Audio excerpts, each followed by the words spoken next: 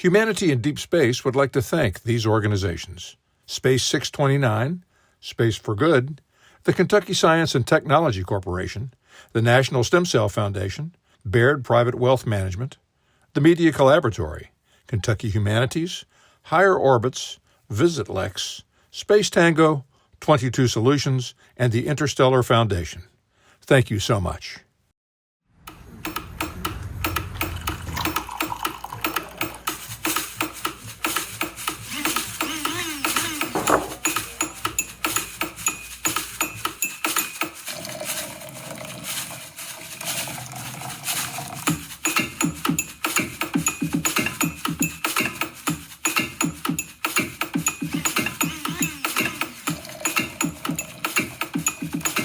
So we're really, as we've been saying, we're really the first civilization that we can honestly say is a spacefaring civilization species. We've been in space, humans have been in space since the 60s. Humans have been to the moon and back. Humans have been living and working in space for decades, at space stations and like that. And robots on Mars are simply an extension of us as humans. And in space exploration, humans and robots and AI are always going to be very closely integrated. And so thinking about that, and thinking we are a spacefaring civilization, and obviously space being a very, very big place, the universe, how do you think about that? Shani? Yeah. As a rabbi, how do you think about that? So I was thinking about these questions, ahead of our conversation, and I thought about one particular ritual moment in Jewish life that I think actually harkens back to this. So the rabbis, they're writing the Talmud in the 4th, 5th century in the diaspora, and they're trying to determine, how do we figure out when the Sabbath ends? They didn't have electricity. Now you can just you can check online, what time does Shabbat end? What time does the Sabbath end? It's all very easy. And the mechanism that they came up with was that you look up at the night sky, and when you see 3 stars that are not planets, not blinking in any way, but you know that they're stars, that's how you know that the Sabbath has come to an end and you're ready to transition into the rest of the week. And I never thought about that moment as our tradition starting a conversation with, or being in relationship with sort of the cosmos, but we have been for thousands and thousands of years, generations and generations. And I think, we probably, all of us around the table, regardless of our faith tradition, feel commanded in some way to be stewards of the earth, right? To care for all living things, that every living thing is endowed with divinity and godliness. And I think that's generally the Jewish approach to the space question too, is that, if and when we discover some kind of life up there, that we have a moral and religious obligation to treat all of those questions ethically and humanely, and to be stewards up there, just as we're commanded to be. I was going to ask you, so when we talk about stewards of the earth, there are billions of stars and exoplanets and all those things in the universe that we now know that we didn't really know 10, 15, 20 years ago. But now with the telescopes, how do you think about, from your faith perspective, all of that as well? Meaning just the expansiveness of Yes. what we know now. I think, at least my personal theology, orients me in such a way, living here on earth, that everything is a gift and a miracle. Okay. And the life that each of us have been given is a gift, and something that no one did anything necessarily to earn. And that makes us responsible in a different kind of heightened way. And so when, at least, I can't speak for all Jewish people, but when I think about my own Jewish orientation to just the vastness of the universe, I know that there's so much that I can't possibly fathom or know. but it's all a miracle. Yeah, And it's all divine. yeah, okay, Yeah. great. Evan, Yeah. as a youth pastor at Southland Christian Church, Yeah. what's your take? Yeah, I mean, I love the term space-faring, like, because you think of the sea at one point, it's like, okay, we hadn't really explored, now people could explore it. Right. Same thing since the beginning, people have been looking up in the stars, but our generation has been like, let's actually go and see what it's about and send stuff out way further. And like you just said, even in the last 10, 15 years, how quickly things change. So I think as a Christian, what's fun about that, and I think allows you to be really comfortable, to be curious, even excited about stuff, is just remembering, like, at its core, Christianity is saying, man, we serve a God that is personal, he's rational, maybe most importantly, he's loving, and he created this world. So as we go, as new discoveries are made, I don't think you have to be fearful of it or like, well, this is going to crush everything I ever thought. It's maybe more of, kind of to your point, of like, man, this is going to show more of what he's created, more awe, more wonder. And literally the first words of the Bible are, in the beginning, God created the heavens and the earth. And so it's this very expansive language that encompasses a lot. And I think if you asked believers 1,000 years ago, they would have this view of the world. Now we get to have even more. And so it's like, man, as it keeps going further, I think it just shows that, like, man, God is not limited. So I think it kind of makes, like, as you were talking about this from the beginning, it's like there's an excitement, there's a curiosity, there's, man, this will be interesting. And I think to not say it's going to be fearful or we're scared or this will, collapse every belief I've ever had. I think it makes it kind of fun to follow.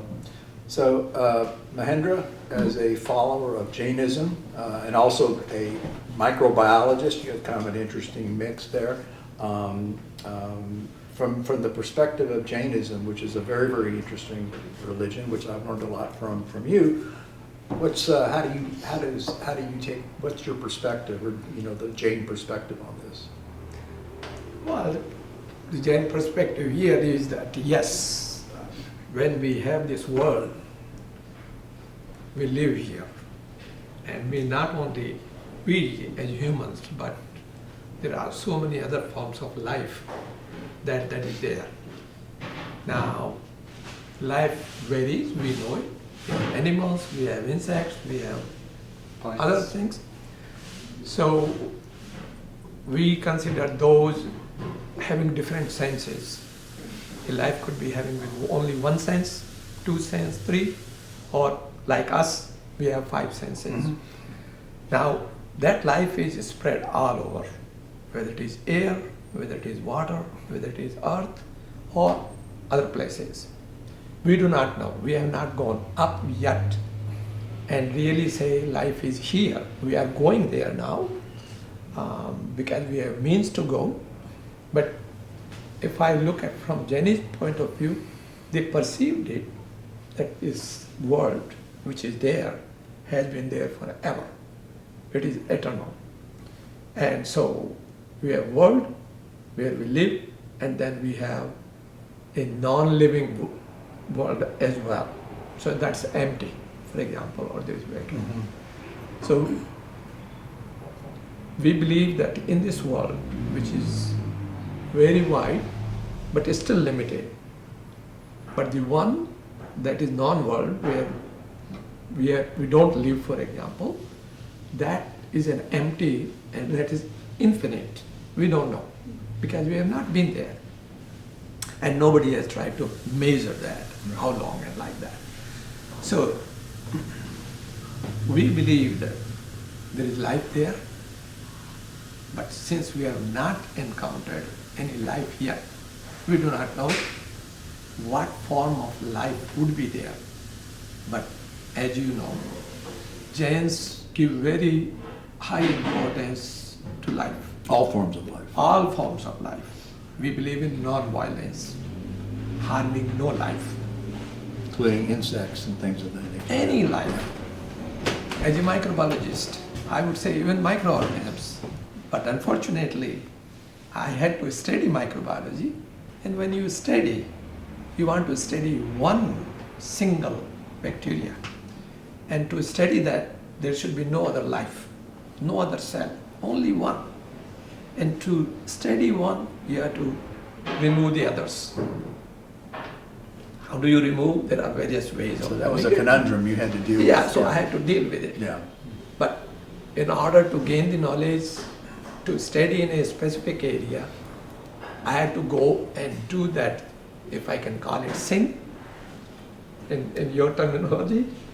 I had to go through it. Yeah. So, without expanding too much, that is a karma. Yeah, no, I get it, I understand.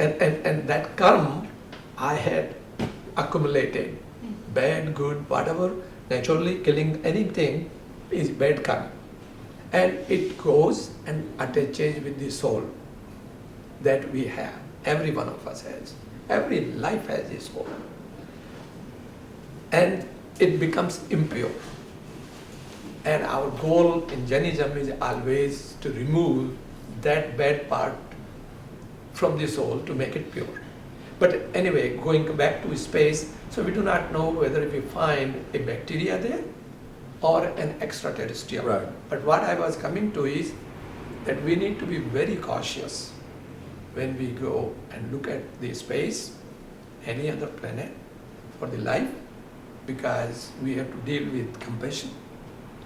We make sure that we make no harm to them, because it is their territory, their life. This is how the lives are interconnected. Mm-hmm. Whether we talk about humans or we consider plant as a life. We are connected with plant, we are connected with Right. anything that is in water, we are all interconnected. So when we go to space, as a Jain, I have to be saying we need to be very careful and compassionate Yeah. about the life that we find there. So let me ask you another question. You know, another point I'm going to bring up. So as humans, you know, we obviously we go to space for science. We understand that. That's kind of a given. But there are also other reasons: philosophical, theological, ethical. So, you know, the question I would throw out is, so why should we go? I mean, you know, we don't have to go. Why should we go?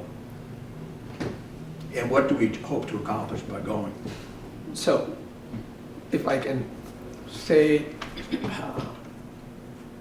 as a human being, we are always curious. We want to know more. Otherwise, we are limited to this area. Yeah. We do not know what else is there. As a scientist, I would like to know what is happening, and when you say this is happening, how it is happening. Yeah. Now, as a Jainism, a religion, it has been there with the nature of the laws, or laws of the nature. Everything is happening the way it has been designed to, and that is happening. But as a scientist, I want to understand that mechanism, how it is happening. I think Shani, from a theological standpoint, I mean, how do you mean, is there a perspective aside from that? Well, so Mahendra, you were making me think of the fact that we have intellectual curiosity, that we pursue knowledge. That is maybe the thing that sets us apart from animals and other kinds of life. And we have, I think, an obligation to lean into that and pursue those interests and curiosities. But I'm going to do a very Jewish thing and answer your question with another question, or concern, I guess. So also at the beginning of Genesis, when God creates humanity, God gives Adam the power and the dominion over this known created world. And humanity has not always been good stewards of this earth that we've been given. And so I think I have some concerns about what it means to, having not, necessarily treated this earth, this home that we've been given, what does it mean to go elsewhere? And if we don't learn from our own sort of hubris or arrogance when it comes to encountering other life forms. I think for me, I would want to make sure that we really learn our lesson before we go and try to encounter life up there. Just thinking about what you were sharing. So Yeah, that's what I was thinking, is just like, we can't get away from our human nature. And so whether it's here, or whether it's the first explorers, Right. or it's in 2025 or 50 years from now.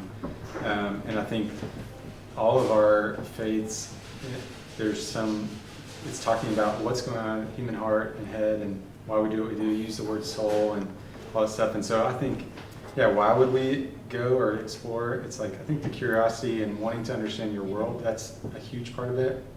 There could be people that it's kind of this escapism of like, let's try to figure out how to, prolong life or do something different. But unfortunately, it starts bringing in kind of the negative sides of human nature, where some people probably are like, we want to explore for power, so that if something is found, new resource, or we made this discovery, or it's a new area that we own now or conquer. So I think that's what, it's fun to talk about this stuff, because yes, it is far away, but it actually gets really personal real quick, because it starts bringing in, okay, if we do find this, if we do discover this, what are the ethics involved, what are the morals? Yeah. And it's like, do we repeat the same things that we've seen in the past? And I think that for me, that's why obviously I work at a church and stuff like that, but why I love getting to talk to people about these questions is it gets down to the heart of, what you believe is not just this head matter. It's very practical, and it has implications for a lot of things, but we can't get away from human nature. And I think each of our religions is saying, well, there's a way that that we can counteract that or go against that, can grow into that. But if we just go off of like, well, we want to do it for selfish reasons or other things, it definitely gets pretty dangerous. Let me ask you to follow up. And I believe this is correct, but the Talmud, apparently there's a part of the Talmud that says God spends his nights visiting 18,000 worlds. So I want to, which is, I think is pretty interesting, but I want to get back strictly from a faith perspective. I mean, is there something imperative in your faith or not for us to do this? I mean, is there something that says, yes, part of our faith is we should do this, or we're not sure?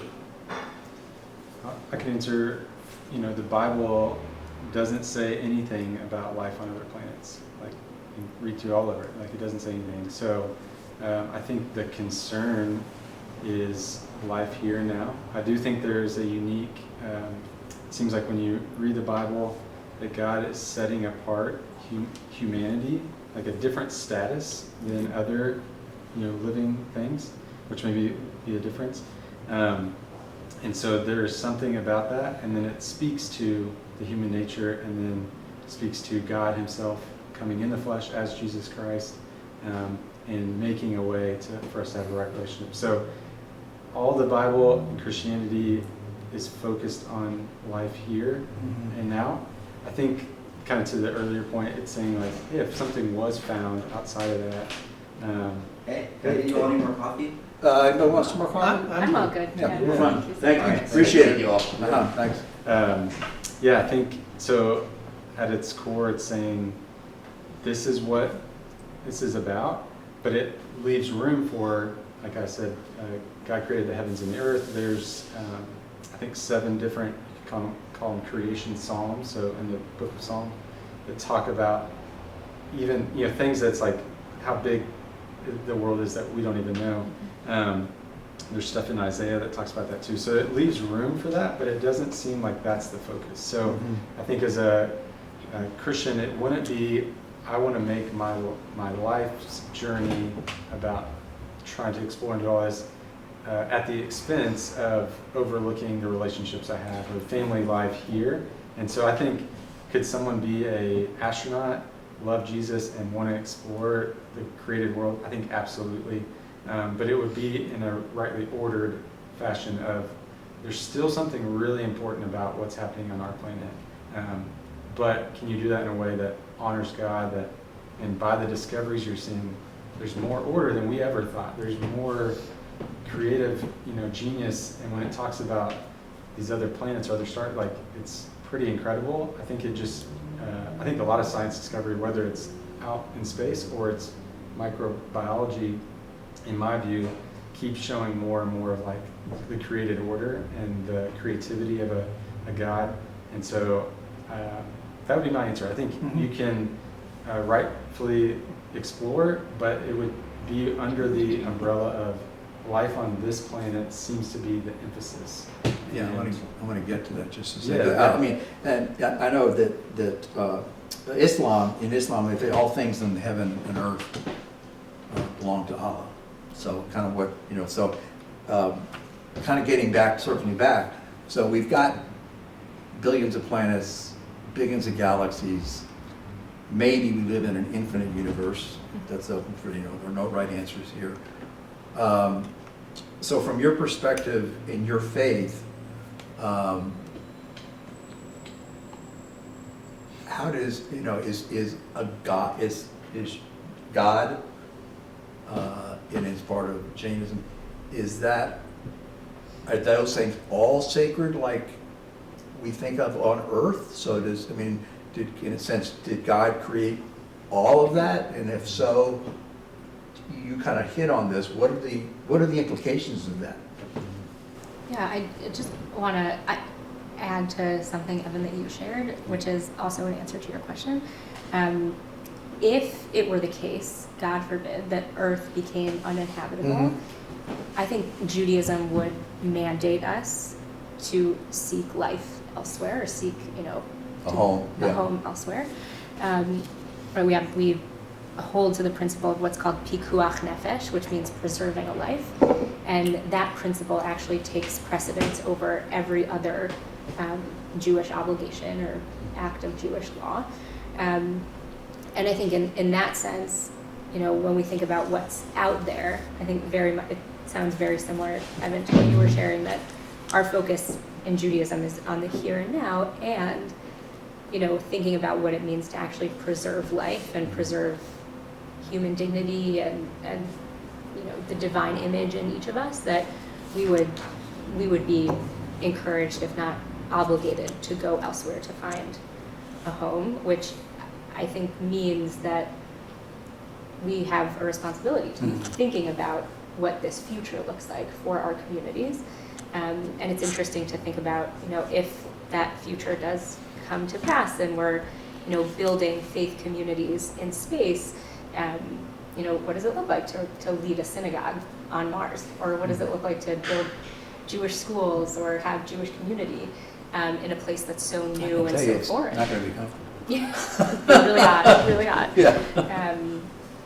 So what about, having said that, on a bigger, many of these worlds, most of them, vastly, all amounts of our sphere of influence, more than likely, maybe in 500 to 1,000 years it'll be different, but in the near term, we're never going to visit those places.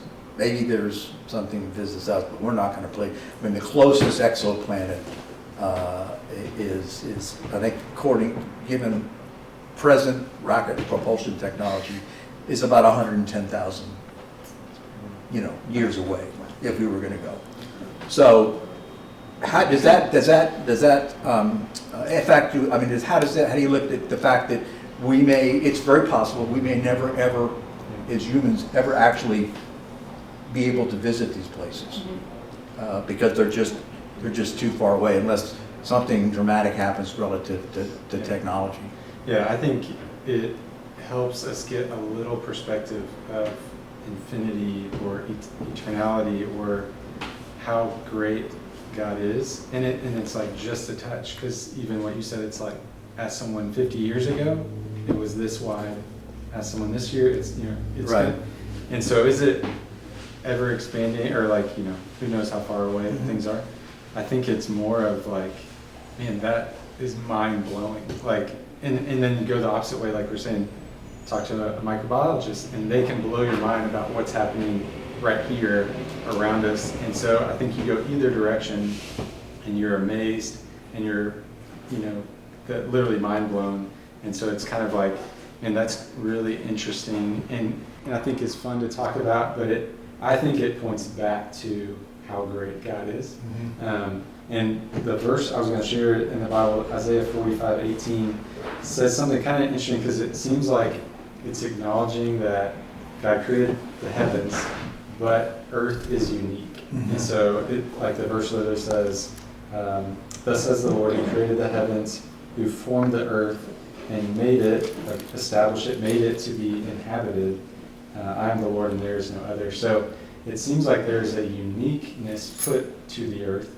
And so it's like, as you expand and see all this other stuff, it's really interesting, but it's very interesting of why earth. Same thing with humans.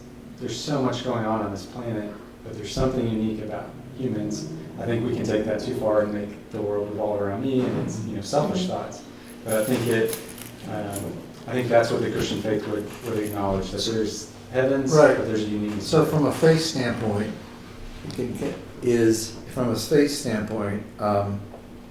is the earth unique in some way? I mean, is it the center of the universe from a theological, philosophical perspective? Jainism, how's that? Yes, Jainism does believe, does say that Earth is in the middle of the structure of the world, space. And in fact, as I told you, it is vast, but it's still limited. But again, I'll come back to the soul and the karmas. So in the Jainism, it is stated that we take birth and then we die. Depending upon your karmas, you take the rebirth and you become another form of life. But as a human being, the man or woman is the best form of life, because this is where you can clean yourself and you can be a spiritual, that you can take that soul to a higher level and higher level and higher level, that at one point then you are free and liberated, then you are not taking rebirth. And that is the goal in Jainism. Every soul needs to do it. But if you do bad karmas, which is attached, you can go to hell. And now you are living there, taking rebirth, and like that. So, earth is in the center. Hell is at the bottom part of it. And again, there are 7 layers of hell.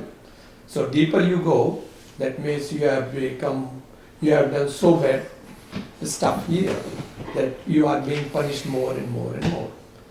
Now, if you have done good, then you can go probably to the next higher and higher above the earth, and it goes, there are 10 layers of that. So there is a structure. So it's a well-structured thing. But when you get liberated, you get on the top of that, and then you are not taking birth at all. So when there are other planets, in other words, there is always a life, as per this understanding. But we do not know in what form that life is. So even if I go back, even if we go to other planets, we do not know, the life may be there, but we do not know how to see that life, because our system works on the earth. Right. They may be in a different form that we have not yet encountered. They could be very small or they could be very big, in other words. But they also could be invisible. So we need to have a certain wavelength to see that form, because we have a different wavelength. Biologically, So we we're don't moving have off the of same Earth, wavelength. right? So the life may be there. Yeah.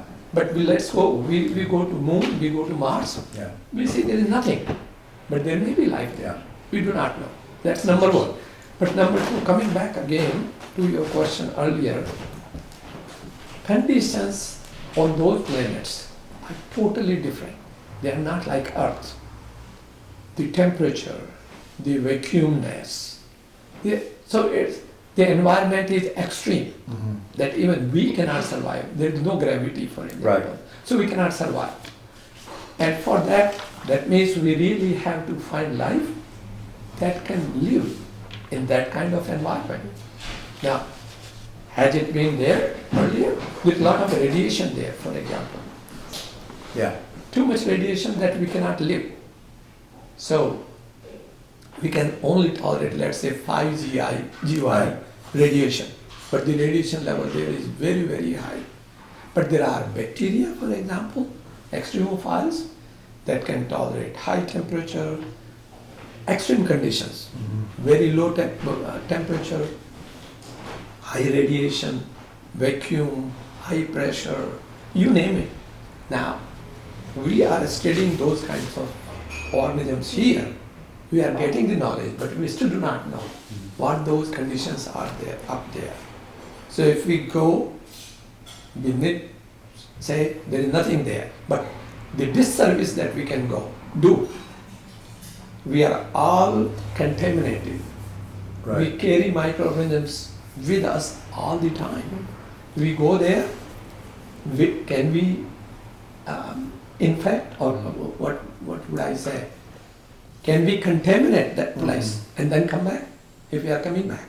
If we are not coming back, we are contaminating that anyway. So from religious point of view, No. is that going to be good? Because we are contaminating another place. And as per Jain religion, non-violence, as I told you, one thing, but there are other things too. And one of them is not taking things of anybody if it is not given to you. So if we go to another planet and we say, let's take it, let's live there, and that's not your place, how can you take it? That is against the religion. So let me ask you again. So is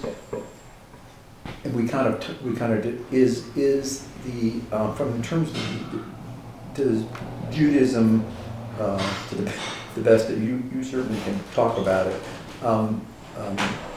see the earth as a very, very kind of a centrality in all of this stuff? And I won't, I don't, the other thing I was thinking about as you all were talking is from your perspective, is God, the God of the universe, which is everything. And in those situations where there are prophets and things of that nature, are they,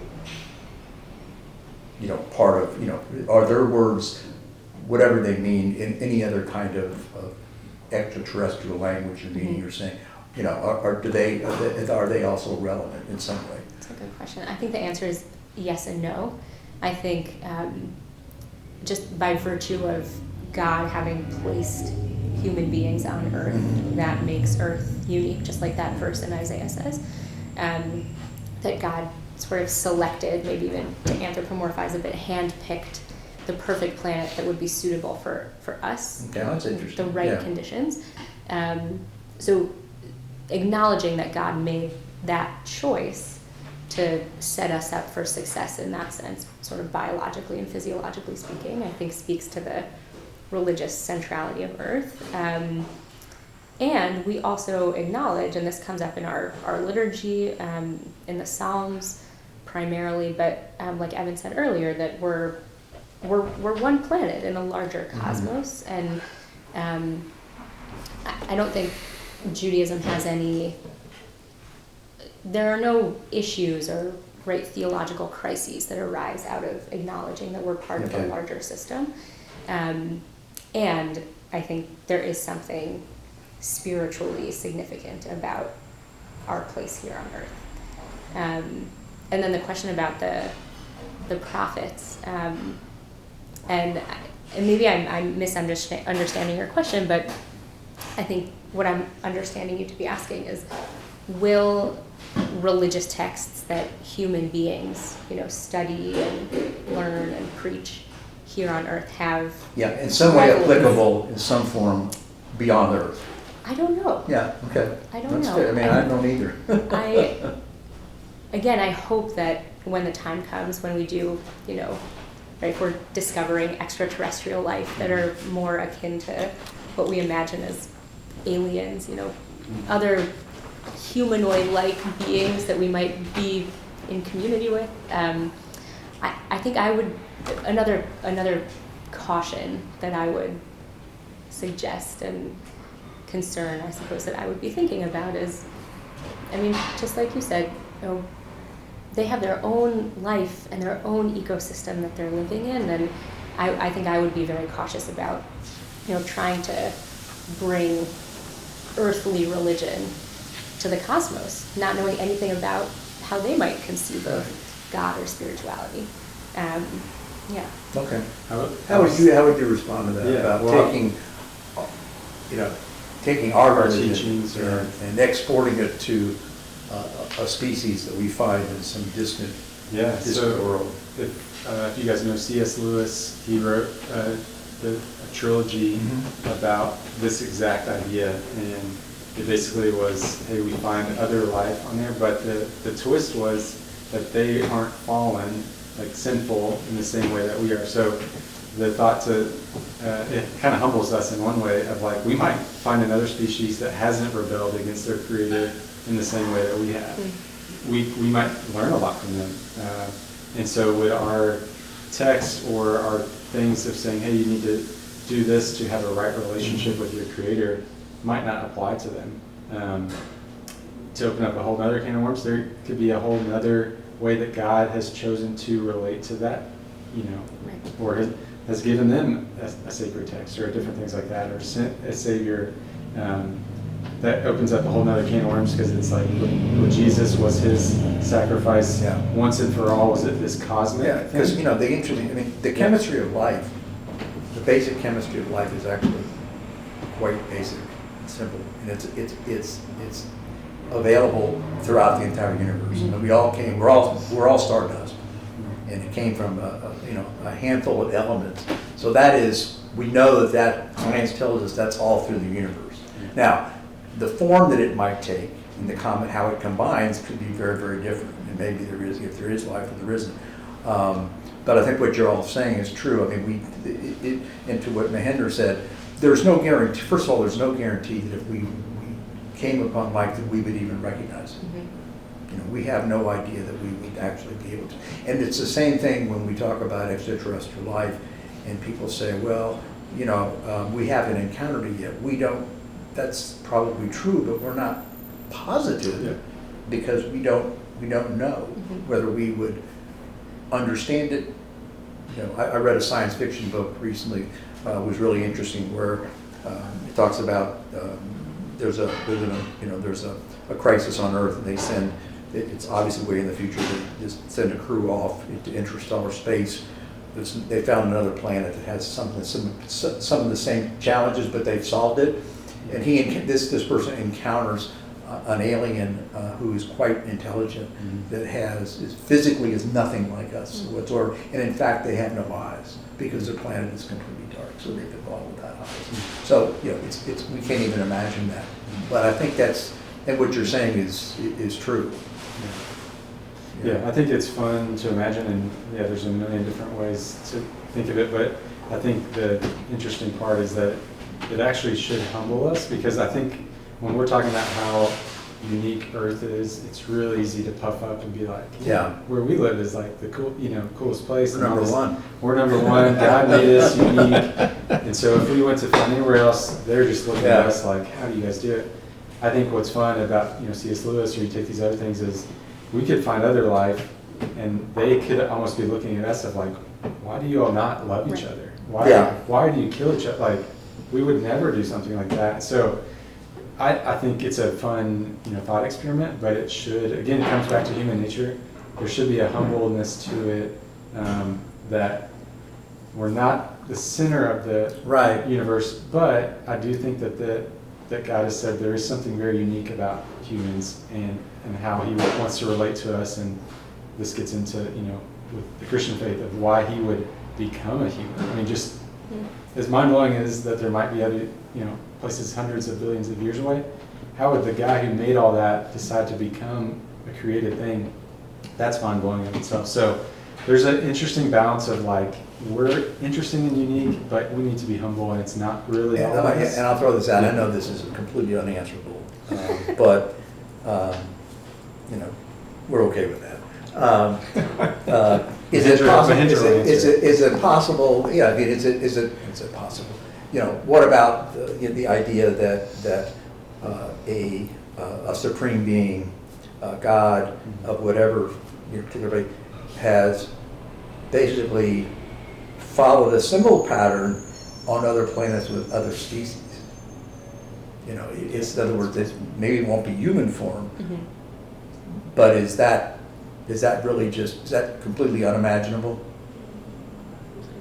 Well, it didn't come in our conversation, but I thought you already know, but in Jainism,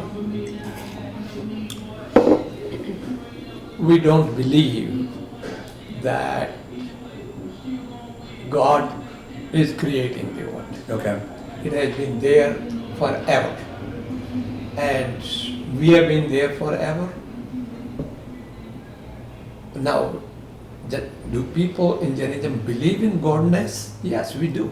But it is not that He is the creator and He is the one who is taking care of us. Because and this is my personal opinion here, because if God has created and taking care of us, why there is so much of difference among us?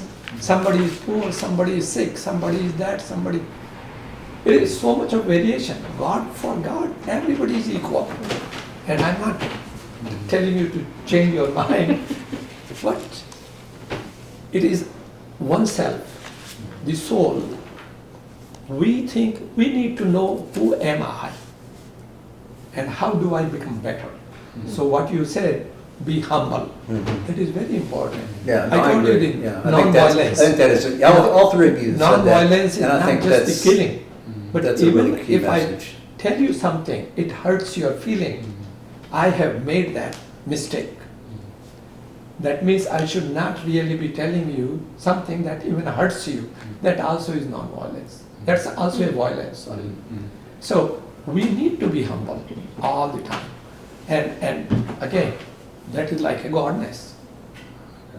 So when we feel that we need to clean our soul, then we cannot create conditions. We can't be angry. We cannot be hurting anybody. We can't be stealing. We can't be, even this is mine. Everything is me, mine.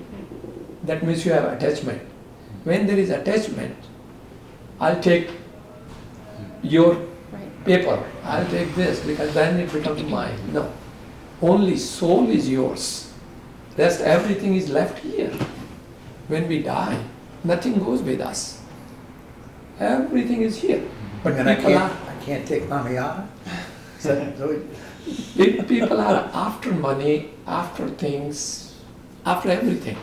So, in order to be happy, keep happy, to know more, that is good. Because that way we may do better things, So- good things. We've talked about life, we've talked a little bit about extraterrestrials, advanced life, intelligent life, which is a fascinating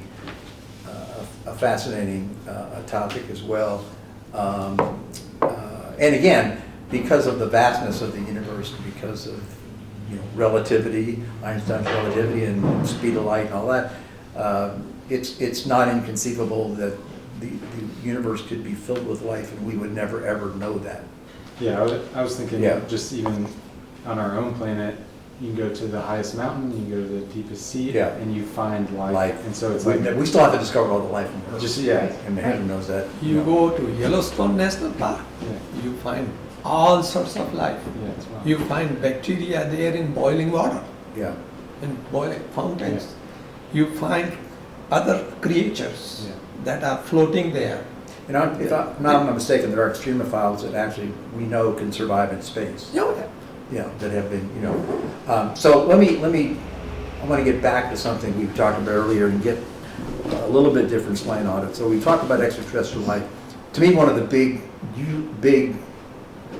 philosophical, theological, ethical questions that face us as a species is, what if we go to Mars or Venus or Europa and we drill down 50 kilometers and we find life? Primitive, but life. We all started out, the Earth started out in that way. And if you look at how many billions of years it has taken for us to be here today through that process, the fact that you would find primitive life, and given the nature of time, the universe is 13.8 billion years old. Our perspective of time is very, very narrow. Given that, what do we do as a civilization? What do we do? I think, to me, the answer to that question lies in actually who is responsible for that work and who's leading that work. I think if we don't drill down, if we find life, right, and we don't have a clear plan for what that looks like, but also what our moral and ethical responsibilities are and obligations are in that moment, we're doomed. And just sitting here, it's so lovely, and I'm feeling that theologians should really be the ones who are tasked with doing that kind of work, because as we've all said, our human instinct Exactly. and actually often like religious instinct too can lead us to power and subjugation, but so much of our world and our experience, our existence is built around commodifying Right. every beautiful, precious thing that we have. And so I feel very nervous Yeah. about that, about not, and I don't know anything really about what the actual steps to take are, but without clear... Well, no one does, and that's what Right. we're talking about. But I think if there's even a possibility that we would drill down and find life, we need to be clear-eyed about how we're going to handle that. Yeah. Yeah. Not to get into the weeds, but I think one thing we've learned from quantum physics is we're all connected. Everything in the universe is connected, and that's part of it. Carl Sagan said, if we find life on Mars, you pack up and you go home. The challenge is that's not human nature. And I think one of the things that you have to build into any conversation about space exploration, about ethics, technology, science, is the fact of human nature. And that's why so the question is, again, there's no right or wrong, but from that perspective, it's not inconceivable that if we find primitive life and we interfere with it, that we could be eliminating a civilization 2 billion years from now that far exceeds the humanity of us. Mm-hmm.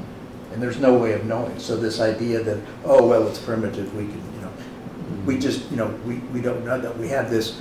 So I guess the question is, from a scientific, ethical, philosophical, theological issue, what is our responsibility? Whether we may not do it, we may not do the right thing, but is that life from the standpoint of the human face? Is life? It is a form of biological life as we began. And I think from our perspective, Jain perspective, I would say leave that life there. Don't move it, because it is their environment. That life survives in that environment. You move that life anywhere else, the conditions are not good, you are harming that life. But haven't we? I agree, but by the virtue of having robots on Mars, we've already contaminated Mars. No, we are bringing that life. No, I'm just saying we've already impacted. We've already while there's planetary protection, try to sterilize everything going, coming back, etc. We know that it's not possible to do that. In fact, there's the whole question of whether the seeds of life here came from Mars or other planets, or we know they came from exploding stars. But the dilemma is, I mean, just by going there, by virtue of going there, we're influencing it, you know, so. But the question is, I guess, how far do you go? You know, how far do you go in trying your best to protect that life form, the integrity of that life form? And what is our, it really is a theological question. Mm-hmm. What is our moral, theological, and ethical responsibility, whether we do it or not? Mm-hmm. Evan? That's a good question. I'm thinking about, if we find something that I think, again, points to the creative God. I think the essence of the question keeps coming back to where does life come from? Well, we found it on top of this. We found it in the depths of the sea. We actually found it on another planet. Like, it's just expanding and challenging all of our paradigms that we have. And especially, I think it's more interesting when it's not like a alien, it's a bacteria or something like that. That's a different question. I think it just points to where do we believe life comes from? Is the life form that we found, and it's clearly ordered, and it's pointing to like something created it this way, and it's designed in a certain way so it can survive in this environment. I think it's really interesting. But the thought that I have, this may be going in a different direction, is the more I'm thinking about this is like, man, what a time to be alive to talk about what does it mean to be a human. Mm-hmm. Because we're talking about this, I'm having conversations with young adults all the time about AI and ChatGPT and all this stuff, and it's like, man, it's mimicking a lot of human, even emotions, things like that, but there's still something unique something about being human. About a human, and you pointed to it earlier, we still go back to human nature. So I think those conversations are actually connected, AI and space exploration. We are living in a day and age where I think it's really bringing to life what does it mean to be human, and that's why I love Christianity. I love the Bible because it speaks directly to that. I think it gives very practical answers, not just, man, that's a great idea, I hope that works. It's like, man, I see that lived out when I love someone, when I serve them, when I, just all those different things. So I don't know, maybe it's a different way of going in the question, but I think it brings up, I understand. What does it mean to be human? And I think probably if you ask someone, it's almost what's it mean to be a sentient being? Yes. To be human, and that we can even think about this stuff. Is life, is life? Yes. Period. Hard stop. If it's biological life, it's life, and we can't make distinctions about that. Yeah. From your perspective. Yeah, I think from my perspective, if I understand that, I do not know how else that life can be helped. Certainly, as I indicated earlier, we are not going to harm it. But again, coming back to loving the life or helping the life, is there a way we can help that life? Mm-hmm. So from religious point of view, that is there. If I can help anybody, I should. But not knowing about that life, because it is so primitive. I have no... Well, we assume it's primitive. No, but not knowing, it is new life. So let's say, for example, giving another example, if we find an insect here, I have never seen that. I do not know what that insect would love to eat. I do not know what to offer to eat. So when we go and explore these planets, we always look, let's say, before we look, what is the fingerprint or footprint? Then we say, okay, these are minerals. That means that life might be able to survive that kind of mineral or something. So things like that. Yeah, and really, I mean, we really, to think about it, we have the same dilemma here on Earth. We are finding all the time there are animals and creatures that roam the earth that have far more substance in quote emotions than we ever met. Like, oh well, what is a pig? Well, we know now that pigs are actually very smart, and we're starting to struggle with questions here on Earth. What is the value of any life? And again, you just take this beyond that, and I've if you read, look at human history and things like that, it's clear people have talked about that. We are the ultimate invasive species, and I think one of the issues is that if you look as we move off Earth, and again we're already on Mars, so this isn't people's life. No, we're there, and in fact, because of how difficult it is, we know now. We're finding out how difficult it is for people to actually survive in deep space, humans. That may be the way that we're going for a while, or at least a combination of humans and machines. And given that, and given understanding the history of human nature going back thousands and thousands and thousands of years, it's not very pretty. I mean, it's not very pretty in terms of when we have discovered new lands. It's basically been, to your point, commodified, and we said, first thing is, how do we get that land, and how do we get rid of everybody else that might stand in our way? So, I guess, I don't, is that kind of inevitable? We're doing, Humanity in Deep Space is doing a webcast shortly on governance and conflict in space, and that's part of the dilemma. I think all of us, people have watched too much Star Trek and the Federation of Planets. The problem is that whatever treaties you come up with and whatever governance structure you get people to agree to, at the end of the day, it's still about human nature. Yeah. I think we ran the experiment a lot, and we see the results. So I think to think, well, if we found life and we did it differently, it would be this utopia.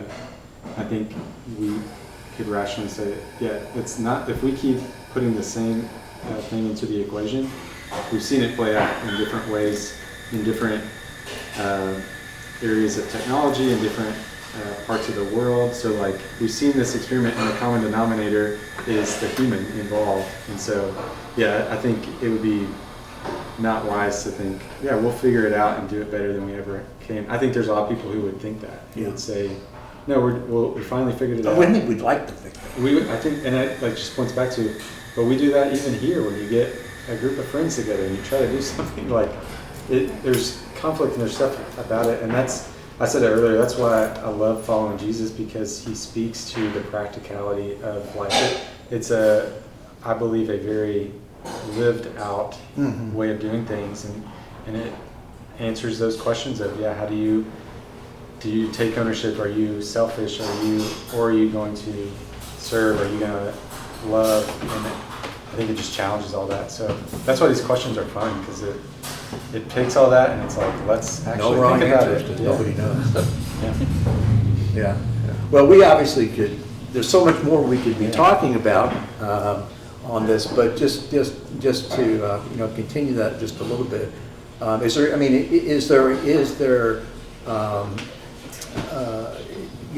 the question of, I guess, of almost of, if we find life in terms of, what do we do? I mean, there may not be a way of avoiding it, because, again, we've already contaminated Mars. One of the issues right now on the moon even has been an issue, because there's a lot of stuff being sent to the moon and dumped on the moon right now. Private companies, and I don't know if it was a couple of months ago or a year ago or so, if you may have seen, there was a private company that was sending, I think, extremophiles or some DNA or something to the moon, and a indigenous group, got very upset because to us the moon is sacred, and you shouldn't be doing this on the moon, dumping stuff. It's sacred to us. And the answer from NASA was, well, we get that, but this is a private company, and so you know, are those the rules? If it's a private company, we as a civilization, a global civilization, we're just gonna let them, you know, you're on your own? We know that's not gonna turn out right. No. I mean, I would say that I would hope that, you know, all faith traditions would say that, you know, money or power or corporate greed should never be the motivating factor. And I think we unfortunately live in a culture that doesn't prioritize or really care enough to listen to indigenous voices. Or, you know, in Judaism, the moon is a central part of our faith and our ritual life. And there are so many things that need to change here culturally. Just to your point, Evan, that to think that anything would be different, you know, all of a sudden because we discovered life in space, I think it's silly and probably foolish, also dangerous. But I think one of the interesting things too is the perspectives of indigenous populations. We kind of touched on that because they have, you know, interestingly enough, they have very, very strong connections to the stars, and you know, get into some of how that impacts some of this stuff. But thanks again, it's really been fun. Thank you. And like I said, what we're going to do is